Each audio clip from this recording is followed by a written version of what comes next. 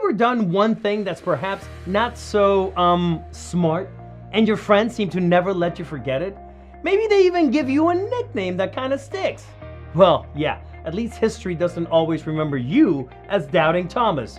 But the truth is, he wasn't. Stick around, I'm Father Lorenzo from Ambo. This is The Cutaway. We are now in Eastertide. This is the season in the church that leads to Pentecost. This is the season when the disciples of Jesus were trying to figure out exactly what happens next.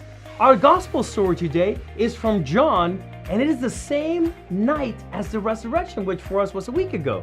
By the way, it's important enough that every year, this is the story for the Sunday after Easter. Well, back to the story. All of the followers of Jesus are locked in a room in fear. They were afraid of being killed by the Jews. They still weren't quite sure what was next. All but one. Thomas, he was not afraid to be out and about trying to figure out what was next. Thomas, by the way, was also the first in the gospel to say that he wanted to die with Jesus. It's true. In chapter 11, verse 16, it says, "Let us also go that we might die with him." Bam! He really believed. And so in this moment of agony, Jesus did just die like 3 days ago. They tell him that they saw Jesus. His response, nah, don't believe it. But then after Jesus appears and says, "Touch me," he is once again the first one to call Jesus my Lord and my God.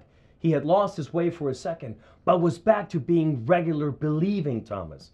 And how does history repay him? By forever branding him as doubting. Bad rap, man, bad rap.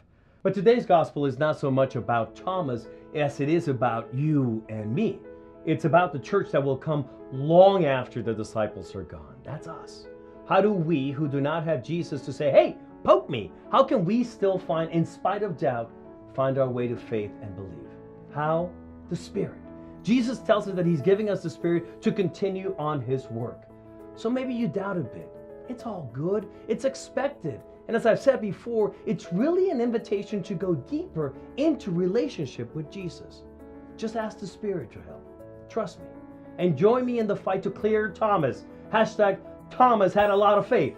Let me know what you think in the comments down here below. And if you like this video, be sure you hit the like button, which is down about over here. When you do, cats who always have faith that more food will somehow come, well, they'll love you for it.